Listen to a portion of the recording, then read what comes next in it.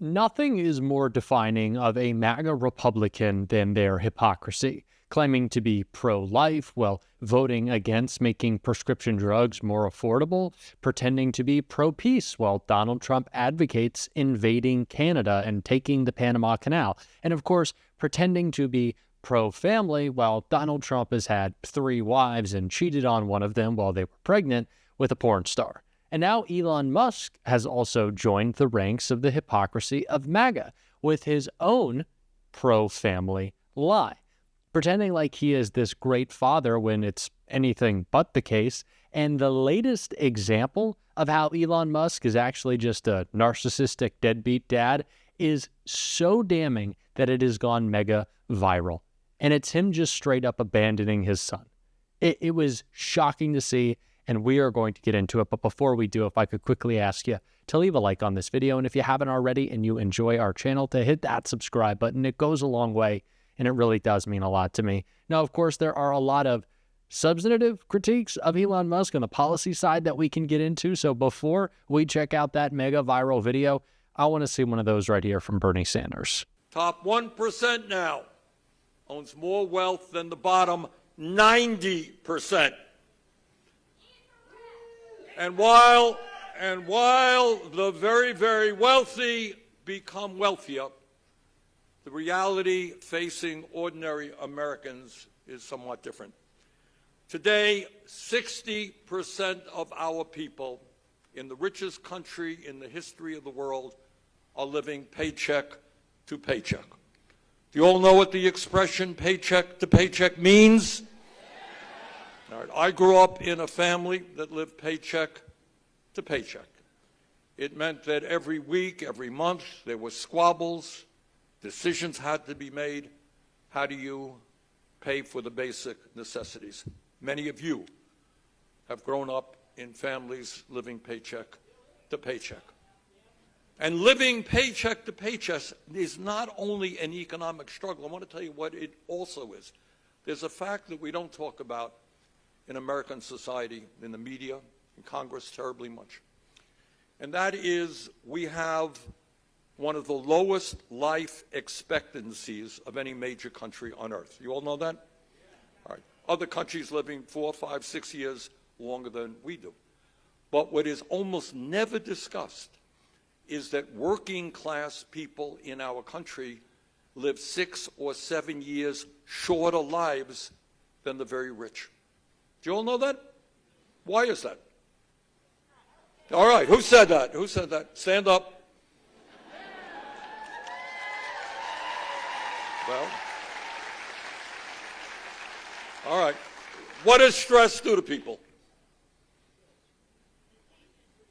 All right, what stress does to people, and doctors know, this is not any brilliant observation on my part or your part.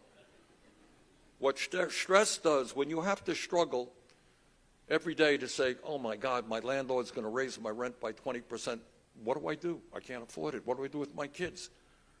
My car broke down. How the hell do I get to work? And if I don't get to work because I can't afford the $1,000 it costs to fix my car, I'm going to get fired. If I get fired, how do I survive? Oh my God, my mother is ill. What am I supposed to do? She can't afford her prescription drugs. How do I pay for that? All right, my kid got sick and I'm working.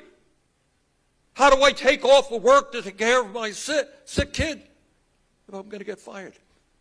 You add all of that up, day after day, year after year, it wrecks people's minds, it wrecks people's bodies, and it causes them to die a lot earlier than people who do not have to worry about that economic pressure.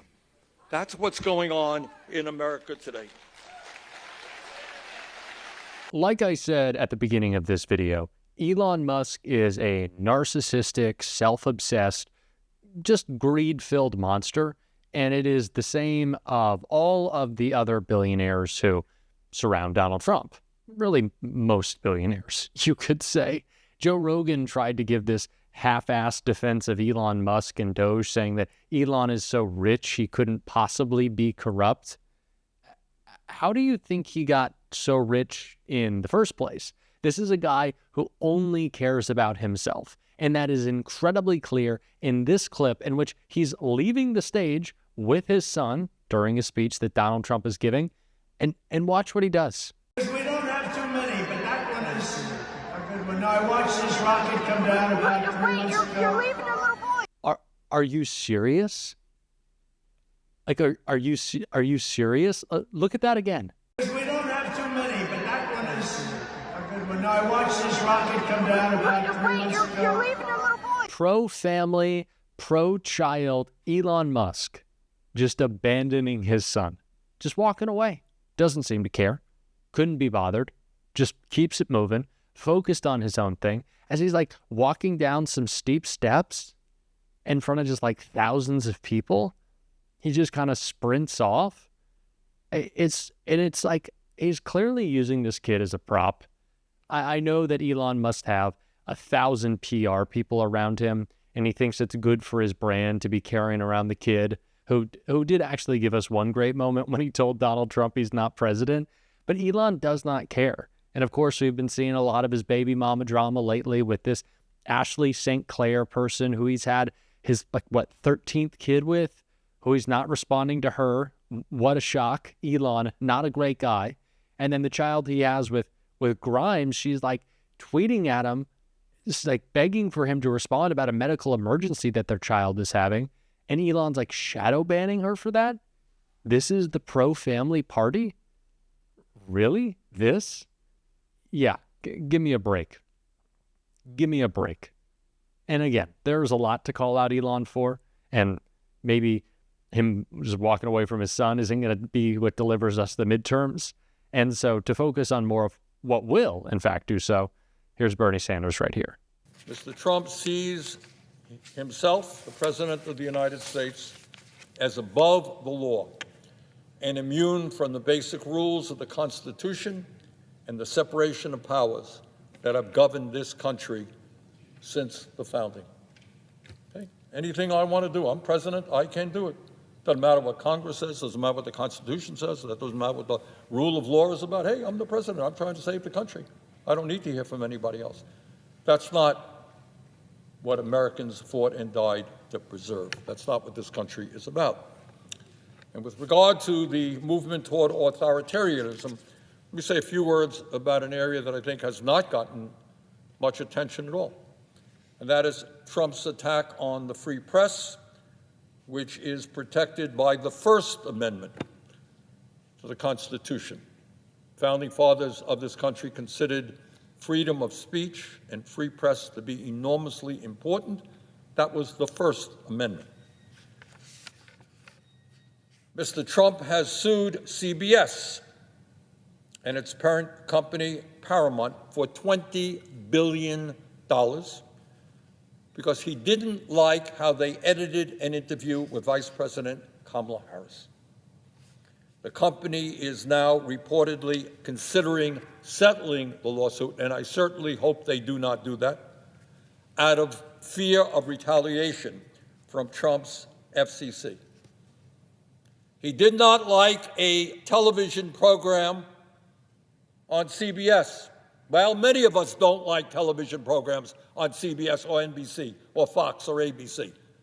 But you don't sue somebody for $20 billion because you didn't like the program. And obviously, the intention of that lawsuit is clear, and that is that CBS and every other network and media outlet will now have to look over their shoulder. Oh my goodness, we're saying something critical of Donald Trump. Is he going to sue us for $5 billion, for $10 billion? Is he going to drive us out of business? Maybe we should not run that program. Maybe we should not do that investigative report. Not just CBS. In recent times, he has sued ABC. He has sued Meta, which owns Facebook and Instagram. He has sued the Des Moines Register. What crime did a little newspaper in Iowa make? What was their crime? They ran a poll which turned out, in retrospect, to be inaccurate. So pollsters all over America, be careful. There was a poll coming out just today, I saw it, that Trump's unfavorables are going up. Hey, you may be sued. Pull that poll. I mean, how absurd is that?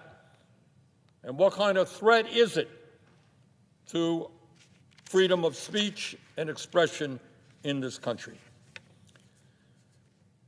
And, Mr. President, when we talk about the Trump administration's movement toward authoritarianism, we should take note of another remarkable and troubling set of events that happened just this week, and my colleague from Colorado spoke at length on that.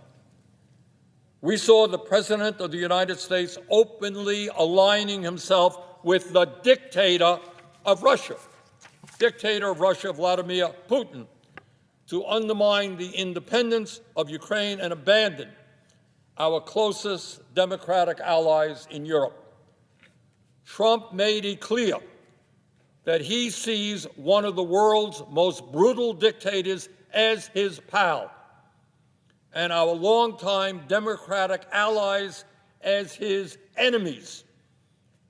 It appears that Mr. Trump wants a world that is safe for authoritarians and oligarchs, but dangerous and unstable for democracies. And when we talk about authoritarianism, we have got to mention the growing phenomenon in this country of the big lie. The big lie. Say something that is blatantly untrue, repeat it over and over again, and then blast that lie out on social media until people actually believe it.